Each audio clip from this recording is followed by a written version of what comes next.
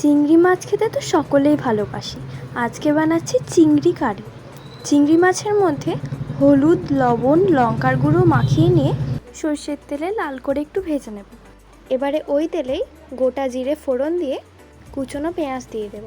পেঁয়াজটা নরম হয়ে এলে তার মধ্যে 1 চামচ মতো আদা রসুন বাটা দিয়ে দেব। আদা রসুন বাটাটা একটু কষিয়ে নিয়ে তার মধ্যে একটা মাঝারি সাইজের টমেটো বাটা দিয়ে দিচ্ছি।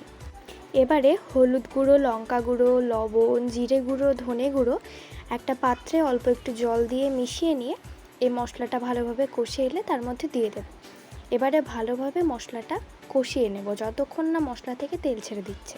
তারপর ভেজে রাখা চিংড়ি মাছগুলো দিয়ে ওপর থেকে ধনেপাতা ও একটা চেরা কাঁচা লঙ্কা দিয়ে একটু কষিয়ে নিয়ে 1 কাপ মতো গরম জল দিয়ে দেব।